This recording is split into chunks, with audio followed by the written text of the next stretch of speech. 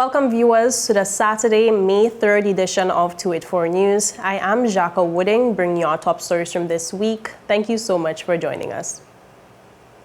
We begin with news that things are beginning to take shape with the incinerator at Parkwood Pond. That's according to Director of the Department of Waste Management, Marcus Solomon. Solomon stated that based on a comprehensive diagnostic report which was completed recently, they are closer to determining a path for the incinerator, which will require a cabinet decision. Well, I'm pleased to inform the public of the 4 parts, with the exception of the part for the air quality. We have gotten all 3 parts except one, which the contractor said he may not be able to complete that part, and we are looking at our options regarding that. So that brings the end per se for the shipment has arrived. I was told it has arrived, but I'm away right now. So that shipment has arrived today, and hopefully should clear within this week and be transported to our incinerator plant. So that is a positive news. Another positive news is to remind the population that we did do an assessment of the incinerator plant. We have a comprehensive report on it, and that report outlines a way forward for the government to consider some options to get that plant up and running, or utilize other options available to them within the report. So hopefully that should reach to the cabinet, and the cabinet will consider that and advise the department accordingly. So this is the positive news for the incinerator, that we have more or less have moved forward with a clear pathway to soon have something that the country could see a functioning incinerator in the near future. There's a comprehensive diagnostic report that was done, and they have suggested some other options as well. So I don't want to preempt what decision the cabinet will decide in choosing which option is best for the country. So I prefer to have them make that decision and communicate exactly what were the options given and the time frames around each option as well. Meanwhile, a 2027 completion date for the Ralph T. O'Neill Administrative Complex. The building was damaged by Hurricane Irma 7 years ago, and members of the public have been raising concerns about the length of time it is taking to repair the building and reports of rats and mold in the basement of the building.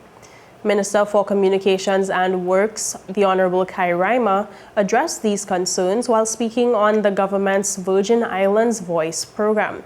He said he is unaware of any rats at the facility, but there are ongoing efforts to remedy a mold situation.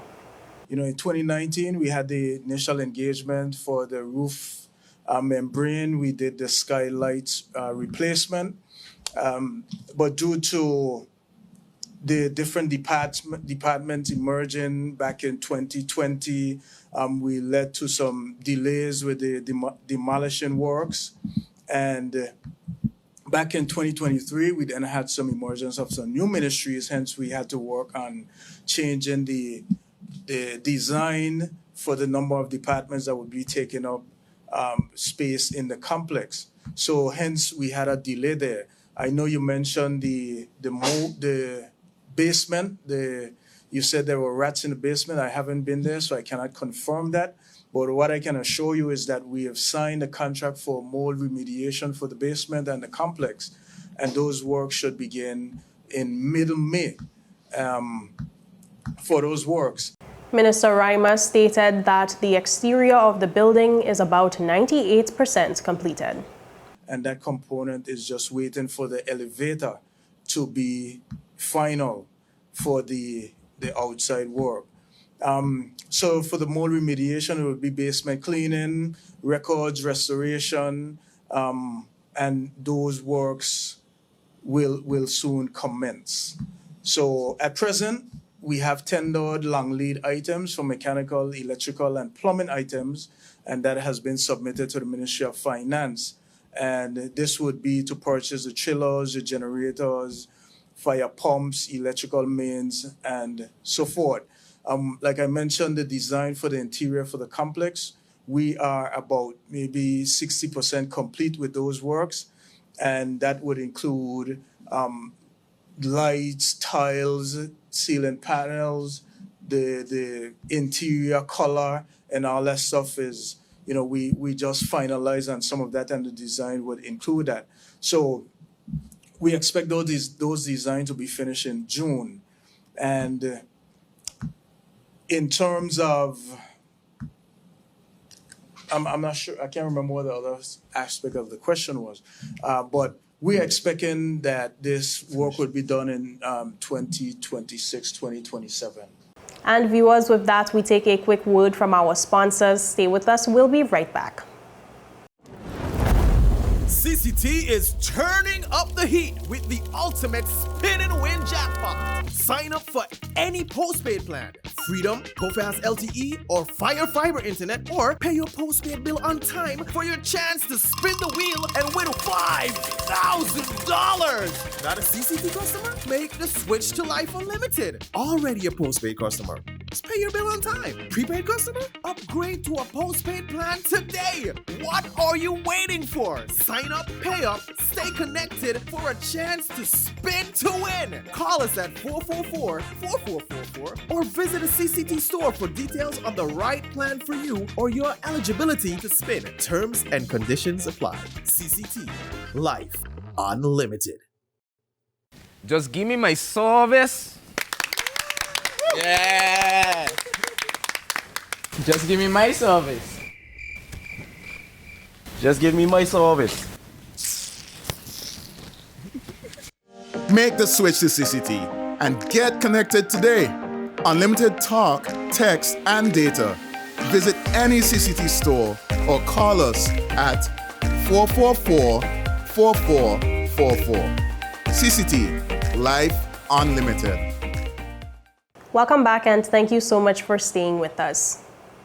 Students from the H. Lavity Stout Community College took center stage on Thursday as they showcased their talents and skills at the school's annual Student Showcase, or Stingray Showcase, I should say. The event was held at the college's main building in Paraquita Bay. It featured a wide variety of interactive projects from various academic disciplines, and the public was invited to attend with free admission, and they were treated to an impressive array of student projects across subjects such as business and computer studies. The event was an opportunity for students to demonstrate their creativity, innovation, and practical knowledge gained through their studies at the college. To It For Media was on the ground to capture the event. Hi, good afternoon. My name is Dr. Jasmati Amraj. I'm the Dean of Art Sciences and General Studies here at HLSCC. And today we're very happy and excited to welcome high school students and the general public to our annual Stingray Showcase. This is the time when our students are getting ready to graduate and they've done their final projects and their capstone projects. So we're able to highlight and showcase what it is we offer here at HLSCC. Our science students would have done research in different areas of interest in science, and so they're presenting on poster boards about the process that they went through and their results and analysis. Our math students would do the same. We have our marine students on the inside showing a demo with their electrical systems. We're going to have demonstrations later from our automotive students with checks on engines for cars. We have a demo later as well with the surveying students. On the second floor, we have the teacher education students sharing some of the teaching aids that they've created and their portfolios in their courses. Humanities also on display. The social sciences students have projects that they're presenting, dramatizations, and then we have the computer studies students who are doing rebranding and systems analysis for various companies. So they've presented problems and the students are tasked with finding solutions and they've done that. And we have small business students as well who are presenting on their products. I think people need to make their way down to the college and see what it is our students have to offer and show them where the territory can move forward. Hello, good day. My name is Charlie Dick and I'm a general science student here at HLSCC. So as you can see on our board about forensic chemistry done by me and my peers, we have forensic chemistry being the unidentified, when you identify unidentified substance using various tools and techniques in science. So in this era where we have a spike in crimes, forensic scientists, they work alongside with the police to help solve crimes and investigations. So I'll be passing the mic on to my pay. Okay, so what we have highlighted on the board here are just some of the most common tests that are used to help with these blood analysis and blood identifications. So we have leucocrystal violet, and that's one test that is used to kind of give a better detection of like footprints, bloody handprints. We have the Kastle-Meyer test, which is just is used to identify whether there's human blood available. And we have Lumina, which just makes like hidden blood more visible to the naked eye when it glows in the dark. Hi, good afternoon. My name is Jefferson Frank, and I'm studying general science at HLSCC in hopes to be a marine biologist. And that is one of the main focus of my presentation today. I'll be talking about the impact of overfishing on the reproductive health of reef sharks and parrotfish in coral reefs. As we know, coral reefs is an important ecosystem in our territory, and without them, our waters wouldn't be clear, and it helps to attract our tourists, the tourists. Overfishing decreases the population of, as I said, parrotfish and reef sharks. One thing parrotfish are helpful with are that they are grazers and help to clean off the green muck off of coral reefs, as you can see in my diagram below. This is a beach right here with no parrotfish in population. As you can see, it's green and murky. The corals are dead and not thriving. And then here's a ecosystem with parrotfish where it's clean and healthy. So overfishing affects this as it decreases the population. There are less parrotfish to help clean the reefs, and without healthy reefs, our water become dirty and murky, which helps to lower our tourism and is not very good for our territory. Thank you. Good afternoon. My name is Elian Jones. I am a general science major at HLSCC, and this is my presentation on the combined effect of caffeine and blue light on cognitive and mental state. So in doing this presentation, I picked it because it was a subject of interest, as blue light is something that affects us every day, and caffeine, as college students, we would be consuming it often. I did this to kind of see the effects, whether it has the disadvantages that people think they have, or if there are advantages to use. In this study, or in this presentation, or in my research, I used two studies, study 1 and study 2. This one is testing reaction time. In this, they used something called a go-no task, where it was used to test the reaction time. And the samples, or the adults in this study, all of the ones that used blue light and caffeine showed a higher reaction time than those who didn't. So because of that, you can deduce that blue light and caffeine, when used together, does increase reaction time. Now, in this study, it was testing emotional state. They used something called a SCAS, Swedish Score Effect Scale, which is basically a questionnaire which is used to scale or gauge someone's emotions. In this, they had them ingest caffeine, blue light, or maybe a placebo, which would be like white light or a sugar pill. And when they did that, they answered the different stuff on the scale. And from it, you can tell that blue light and caffeine, the combined effects, it had a higher valence emotion, which would be emotions like happiness, gladness, being pleased. And for this one, it had the highest arousal, which is like being awake, active. So blue light and caffeine, it keeps you awake, keeps you happy. It also makes you more optimistic, engaged, and can kind of help to steal your nerves or help you to calm down. So in conclusion, blue light and caffeine, when used together, they're really good in increasing reaction time, your mood, and when used together, when caffeine is used by itself, it's effective in increasing reaction time and increasing focus and engagement. And blue light, when used by itself, is effective in increasing wakefulness and positive mood. All right, that's my presentation. In other news, there is a call for Minister of Education, Youth Affairs and Sports, the Honorable Sherry DeCastro, to fix the facilities at the E. Walwyn Brewley softball field, which were damaged 7 years ago by Hurricane Irma. The call comes from host of Speak Out BVI, KISHMA PENN. During the program Tuesday evening, PENN said that softball is a big part of the BVI's culture, and the field has contributed to the development of many players. PENN stated that when she was a player in the early 2000s, there were facilities at the field to complement the sport, but these are now gone due to the hurricanes of 2017. And to date, nothing is being done to have them replaced. To play again, I was 19, 20 years old, so you talking about 1920 would have been 2003, 2002, when I would have been playing softball around that time. And in 2003, 2002, we had a backstop. For those who don't know what a backstop is, let me give you a quick education. That's the steel cage that's behind the batter's box, so that if you pop up the ball or you have a fly ball, the ball don't end up in the audience and knocking out the audience. That's the big, tall steel cage right behind the batter's box. That's what that is. That's called a backstop. So we had a backstop, we had a fence, we had lights, we had a proper border going all the way around the softball field. We had a gate. We had 2 functioning dugouts with functioning bathrooms. We had 2 different sets of bleachers, one on the side by the Electricity Corporation, the other one sitting on the side by the gut. Covered bleachers, by the way, not just bleachers, but covered bleachers when rain was falling. We had shelter at the softball field on the other side.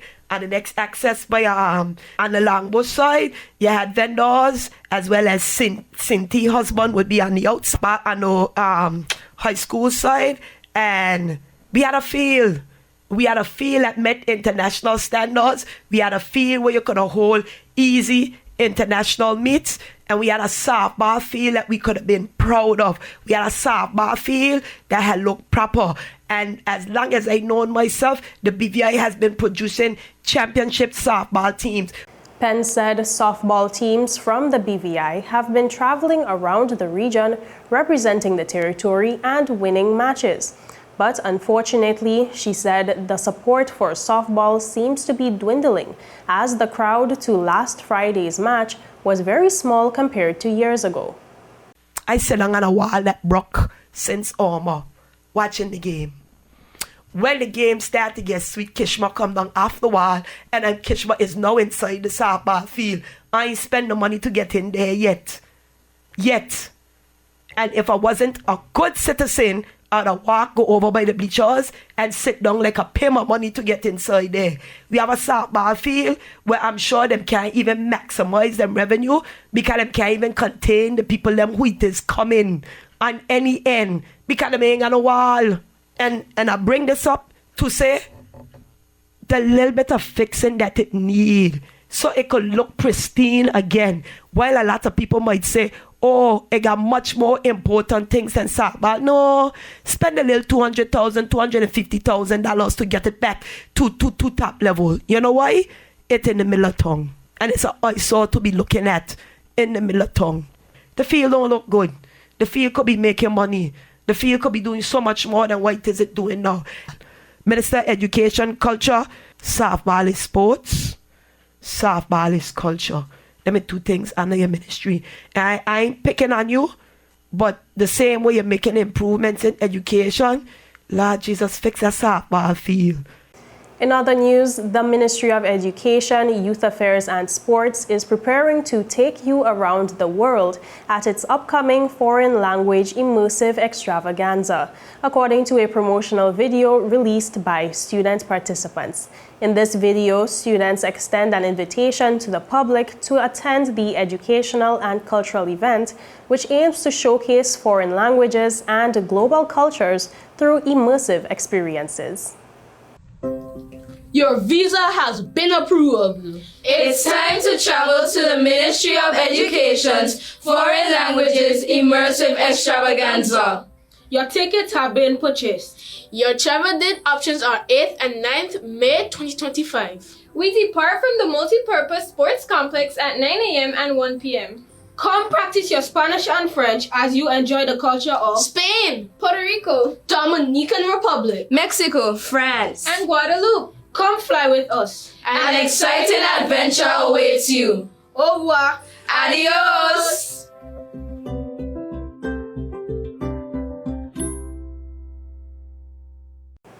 And with that, we take a quick word from our sponsors. Stay with us, we'll be right back. Hello and welcome to today's episode of Pop the Balloon or Find the Connection. Let's meet our first contender, ladies.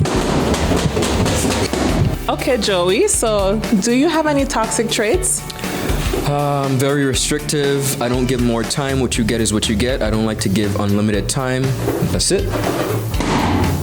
Okay, can you tell us why you popped your balloon? That's a little too restricted for me. Thank you for coming. Okay, ladies, so let's meet our second contender. Sorry, excuse me. Why did you pop a balloon? I could give you minutes, data, unlimited call, overseas call, fiber. What else you need? My friend used to date you. You are a scam. She used to pay for everything and more. Nothing to offer. Okay, ladies, let's welcome our last contender. You look nice. Can you tell us your name? Thank you. My name is Christian Charles Thomas. They call me C Sweetie. What do you have to offer these ladies? Well, security, trust, unlimited time, and I'm pretty fast. Okay, so do you have any deal breakers? Nah, but here's my number. 444-4444. Y tú, vida ilimitada. Okay, guys, so no pop balloons. For a fast, reliable, and secure connection for your personal or business life, call us at 444-4444 or visit any of our CCT stores and we'll get you connected with the perfect match for you. Welcome back and thank you so much for staying with us. The Department of Youth Affairs and Sports launched its new youth-centered podcast, DYA's Voice, with a deeply personal and inspiring first episode featuring 19-year-old BVI content creator Jamar PENN, who reflected on how his faith has shaped his creative path.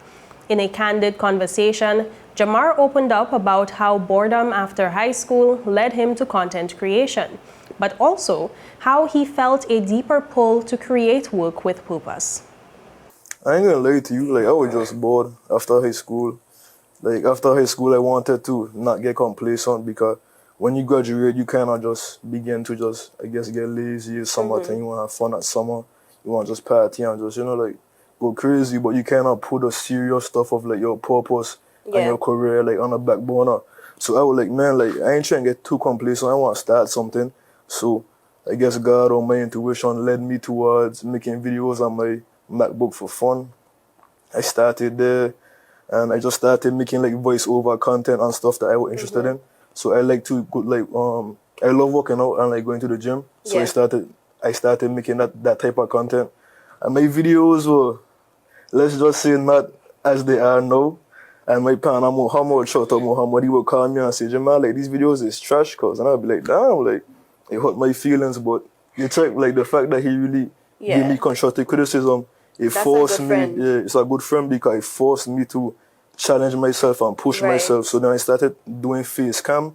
I started getting more comfortable with myself and putting myself out there. And eventually one day we had go to Beach Invasion. This was after Eastern Juve 2023. Almost the last day of summer or close to it. And then he was bro, let's do a vlog. And I was I don't know, because I didn't know but he said Jamal, you very social, your personality is on point. You could talk to anybody, Jamal, you could do it. So I was all right, cool. So we went to the Beach Invasion, CGB. We started vlogging, and actually, you were in my first vlog. You on the thumbnail. I was. You on the thumbnail for my first vlog. So I remember that. Yeah, that was a while ago, actually. So that's my first, I would say, big video to gain some type of traction. Right. And since then, I started doing vlogs, and I started to become more passionate about, lifestyle content. Jamar spoke honestly about the emotional and spiritual battles of content creation, particularly as a young Christian navigating growth and change. I would say the main challenge is more so internal. and facing your mental barriers and pushing yourself past what you think that you could do. Right. A lot of times in our life we have this trauma that stops us from actually pushing past what we think because of our childhood or environment, and we feel like we can't do it. So for me personally, like I had to be very uncomfortable and go through go through hell mentally to make certain videos and to have the idea in my head and then manifest it in a way and really believe that it's possible and push myself into the discomfort to actually make it a reality. So that was a main struggle for me.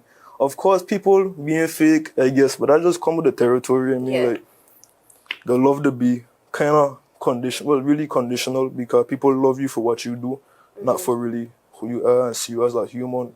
So that kind of was an issue that I faced as well, but that's a part of the territory, man. Like, it ain't happen. Nobody ain't gonna love you like as you are. They ain't love you for what you portray. So that's just how it is, man. But the main problem I would really see, in myself, was pushing past mental barriers. And I think that's really important for myself as well as a spiritual individual that is so focused on mindset and understanding how important it is to have a strong mentality in order to reach your goals.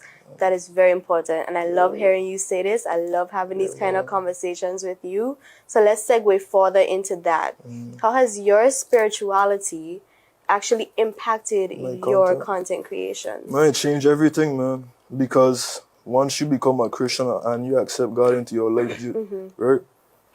Jesus changes your whole heart. So stuff that I used to have fun doing and people actually liked me for, I couldn't do it anymore.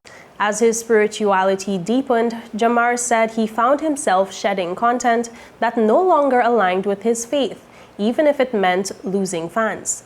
This shift brought difficult transitions.